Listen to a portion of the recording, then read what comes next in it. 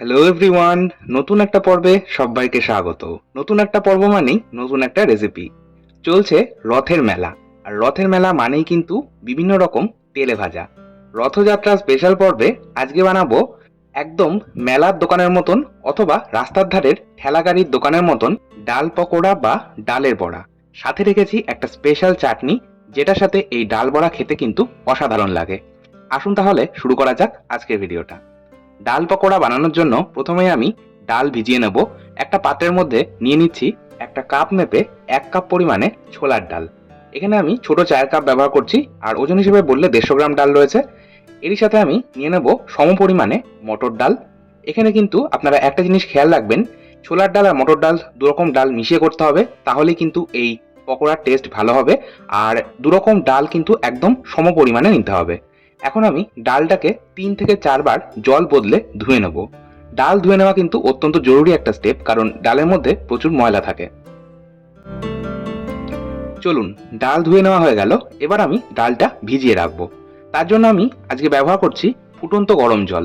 আজকে আমার হাতে যেহেতু সময় একেবারেই কম আছে, সেই জন্য আমি একদম ফুটন্ত গরম জলে এই ডাল ভিজিয়ে রাখবো 1 ঘন্টা। যদি আপনাদের হাতে সময় থাকে, আপনারা নর্মাল জল দিয়ে এই ডাল ভিজিয়ে রাখতে পারেন 3 থেকে 4 ঘন্টা, তাতেই কিন্তু ডাল সুন্দরভাবে ভিজে যাবে। তবে হাতে যদি সময় না থাকে, সেক্ষেত্রে এইভাবে ফুটন্ত গরম জলে 1 ঘন্টা ডাল ভিজিয়ে রাখবেন, তাতেই কিন্তু ডাল সুন্দরভাবে ভিজে যাবে। চলুন ডালটা ভিজুক, ততক্ষণে আমরা একটা স্পেশাল মশলা তৈরি করব। তার জন্য একটা কড়াইয়ের মধ্যে দিয়ে দিলাম 1 চা চামচ গোটা ধনে, 1 চা চামচ গোটা জিরে। স্পেশাল মশলা বলতে আর কিছুই নয়, এই ধনে আর জিরেটাই আমি ব্যবহার করব। ধনে আর জিরে গ্যাসের আঁচটাকে মিডিয়ামে রেখে 2 মিনিট একটু রোস্ট করে নিলাম, তারপর একটা আলাদা পাত্রে নামিয়ে রাখলাম। চলুন এবার চাটনি বানিয়ে নিই। একটা স্পেশাল চাটনি বানাবো, তার জন্য একটা গ্রাইন্ডিং জারের মধ্যে নিয়ে নিচ্ছি ফ্রেশ ধনেপাতা। এখানে আমি আমার হাতের মুঠোর হাফ মুঠো ধনেপাতা ব্যবহার করেছি। এর সাথে আমি ব্যবহার করব 1/2 চা চামচ পুদিনা পাউডার। এই ড্রাই পুদিনা পাউডার আমি এখানে ব্যবহার করছি এই জন্যই, যেহেতু আমার কাছে ফ্রেশ পুদিনা পাতা নেই। আপনাদের কাছে যদি ফ্রেশ পুদিনা পাতা থাকে, আপনারা অবশ্যই সেটা ব্যবহার করবেন। আর ধনে পাতার থেকে পুদিনা পাতার পরিমাণটা কম রাখবেন। এর সাথে ঝালের জন্য 5 থেকে 6টা লঙ্কা ব্যবহার করছি, আর 2টো খোসা সমেত রসুন ব্যবহার করব। রসুনের ফ্লেভার যদি কারোর অপছন্দ হয়ে থাকে, আপনারা অবশ্যই সেখানে রসুনের পরিবর্তে আদা ব্যবহার করতে পারেন। এই সাথে ব্যবহার করলাম 2 টেবিল চামচ রোস্টেড চীনাবাদাম। চীনাবাদাম ব্যবহার করবেন এই চাটনিতে, তাহলে টেস্টটা ভীষণ ভালো হবে। এরই সাথে ব্যবহার করব 1 চা চামচ আমচুর পাউডার। আমচুর পাউডারের পরিবর্তে আপনারা চাইলে কিন্তু কাঁচা আম টুকরো করে নিয়ে ব্যবহার করতে পারেন। এর সাথে ব্যবহার করব 1/2 চা চামচ ভাজা জিরের গুঁড়ো। গোটা জিরে শুকনো কড়াই বা তাওয়াতে হালকা একটু রোস্ট করে নিয়ে তারপর গুঁড়ো করে নিয়েছি, সেটাই ব্যবহার করছি। এরই সাথে ব্যবহার করছি 1/4 চা চামচ নর্মাল রান্নার লবণ আর 1/4 চা চামচ বিট লবণ। 2 রকম লবণই ব্যবহার করতে হবে, তাহলে টেস্টটা ভীষণ ভালো আসবে। আর অবশ্যই স্বাদ মতন ব্যবহার করবেন। এর সাথে 1 চা চামচ চিনি দিচ্ছি। চিনিটাও অবশ্যই নিজেদের স্বাদ মতন ব্যবহার করবেন। আর দিয়ে দেবো 6 থেকে 7টা মতন আইস কিউব। আইস কিউব যদি এইভাবে ব্যবহার করা হয়, তাহলে চাটনির কালারটা ফেড হয়ে যায় না, চাটনির কালারটা একদম সবুজ রঙের থাকে। দেখুন আমি এটা গ্রাইন্ড করে নিলাম। দেখুন আমার চাটনি কিন্তু মোটামুটি তৈরি। এটা একটা আলাদা পাত্রের মধ্যে নিয়ে নিচ্ছি। যদি আপনাদের ইচ্ছে হয়, আপনারা সামান্য জল আর বরফ দুটো একসাথে মিশিয়েও কিন্তু এই চাটনিটা তৈরি করতে পারেন। আচ্ছা, এবার আমি দিয়ে দিচ্ছি পাতিলেবুর রস, আর এখানে আমি একটা মাঝারি সাইজের পাতিলেবুর অর্ধেকটা ব্যবহার করছি। এবার সমস্তটা একবার মিশিয়ে নিচ্ছি। আমাদের স্পেশাল চাটনি কিন্তু একদম তৈরি। এই চাটনির কনসিস্টেন্সিটা কিন্তু এইরকম সেমি থিকনেস থাকবে, না বেশি ঘন না বেশি পাতলা। তাহলে কিন্তু এই চাটনিটা খেতে ভীষণই মজাদার লাগবে। আমার চাটনি একদম তৈরি। অপরদিকে আমার ডালটাও তো সুন্দরভাবে ভিজে গেছে। 1 ঘন্টা পর ফিরে এলাম। দেখুন 1 ঘন্টার মধ্যেই ডাল কত সুন্দরভাবে নরম হয়ে গেছে।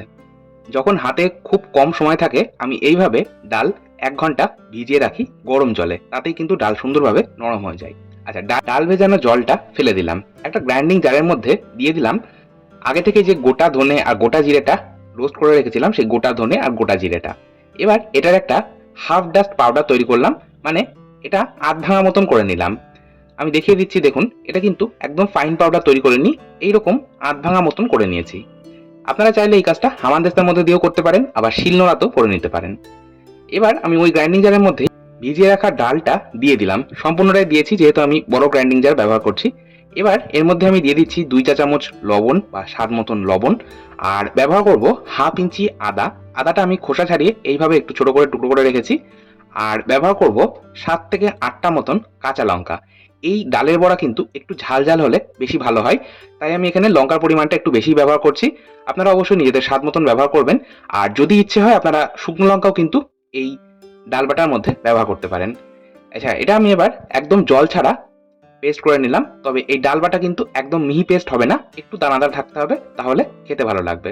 এবার আগে থেকেই আধ ভাঙা করে রাখা ধনে আর জিরেটা দিয়ে দিলাম। এরই সাথে দিলাম হাফ চা চামচ হিং। হিং দিতে অপছন্দ হলে দেবেন না, তবে হিং দিলে অবশ্যই স্বাদ এবং গন্ধ দুটোই ভীষণ ভালো হবে। এরই সাথে এক চা চামচ চিনি দিচ্ছি। খুব সামান্য অবশ্যই একটু চিনি ব্যবহার করার চেষ্টা করবেন, তাহলে টেস্টটা ব্যালেন্স হবে আর টেস্ট কিন্তু আরও দ্বিগুণ মাত্রায় বেড়ে যাবে। এবার হাত দিয়ে খুব ভালো করে 5 থেকে 7 মিনিট সময় ধরে ডালটা ফেটিয়ে নিতে হবে। আর এই কাজটা হাত দিয়ে করলেই বেশি ভালো হয়। দেখুন, আমি ডালটা 7 মিনিট ধরে ফেটাচ্ছি। আর ডাল ফেটানো হয়ে গেছে সেটা বুঝবেন কিভাবে? ডাল যত সময় ধরে ফেটাবেন দেখবেন ধীরে ধীরে কালারটা চেঞ্জ হচ্ছে আর হালকা একটা ফ্যাকাশে রং ধরে যাচ্ছে। তবে আমি এই পর্যায়ে একটু হাফ চা চামচ হলুদ গুঁড়ো আর হাফ চা চামচ কাশ্মীরি লঙ্কার গুঁড়ো ব্যবহার করছি। এটা শুধুমাত্র রঙের জন্য ব্যবহার করছি। ডাল ফেটানোর পর এটা ভীষণই ফ্যাকাশে রং লাগছে, এই জন্যই আমি রঙের জন্য এই দুটো ব্যবহার করলাম। আপনারা চাইলে নাও করতে পারেন। আর ডাল যত ভালো ফেটানো হবে তার উপরে কিন্তু এই পকোড়াগুলো নির্ভর করছে কতটা সুন্দর হবে। আচ্ছা, আমি এবার গ্যাস বার্নার অন করে নিচ্ছি। চলুন এবার আমরা পকোড়াগুলো ভাজবার জন্য কড়াইয়ের মধ্যে দিয়ে দিই তেল। আর এখানে আমি রিফাইন্ড অয়েল ব্যবহার করছি। আর পকোড়াগুলো যেহেতু একদম ডিপ ফ্রাই করতে হবে বা ডুবো তেলে ভাজতে হবে, তাই তেলটা কিন্তু একটু বেশি পরিমাণেই ব্যবহার করতে হবে। তেলটা আমি প্রথমে হাই ফ্লেমে গরম করলাম। গ্যাসের আঁচটাকে এবার মিডিয়ামে করে নিয়েছি। আর এই ডাল পকোড়া বানানোর জন্য আমাদের তেল কিন্তু মিডিয়াম হিট করতে হবে। আমি এক ড্রপ ডালের ব্যাটার ফেলে দেখলাম, এটা কিন্তু তেলের ওপর দেওয়ার সাথে সাথেই ভেসে উঠছে না। বেশ কয়েক সেকেন্ড পর এটা তেলের ওপর ভেসে উঠছে, তার মানে তেলটা কিন্তু আমাদের মিডিয়াম হিট হয়ে গেছে। এখানে আমি একটা পাত্রের মধ্যে নর্মাল জল নিলাম। আমরা যখন ডালের বড়াগুলো এইভাবে হাত দিয়ে ছাড়বো, তারপর হাতটা ভালো করে ওই পরিষ্কার জলে ধুয়ে নেব।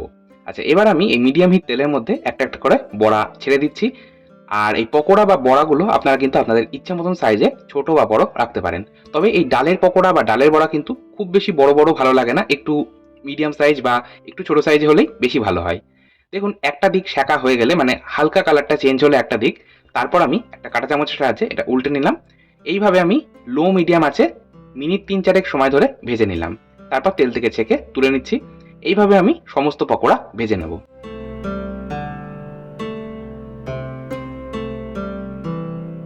গ্যাসের আঁচটাকে কিন্তু লো মিডিয়ামে রেখে এই পকোড়াটা মিনিট 3-4 সময় ধরে ভাজতে হবে। মিডিয়াম ফ্লেমে বা হাই ফ্লেমে ভাজবেন না, তাহলে কিন্তু ওপরটা দ্রুত ক্রিস্পি হয়ে যাবে আর ভেতরে কাঁচা থেকে যাবে।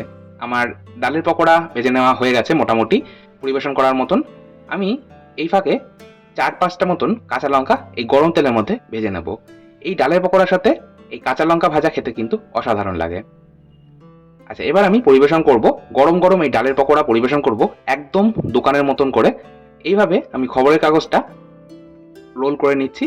তারপর এই খবরের কাগজের মধ্যে আমি ডালের পকোড়াটা পরিবেশন করব। এতে করে একদম দোকানের মতন পরিবেশন করা হবে, দেখতে ভালো লাগবে, খেতেও ভালো লাগবে। ওপর থেকে সবশেষে একটু বিট লবণ ছড়িয়ে দিচ্ছি, এতে করে এই ডাল পকোড়ার টেস্ট কিন্তু আরো দ্বিগুণ মাত্রায় বেড়ে যাবে। সাথে তো রয়েছে অবশ্যই আমাদের স্পেশাল চাটনি। একটা ডাল পকোড়া আমি আপনাদের ভেঙে দেখাচ্ছি, দেখুন ওপর থেকে কতটা ক্রিস্পি আর ভেতর থেকে সফট।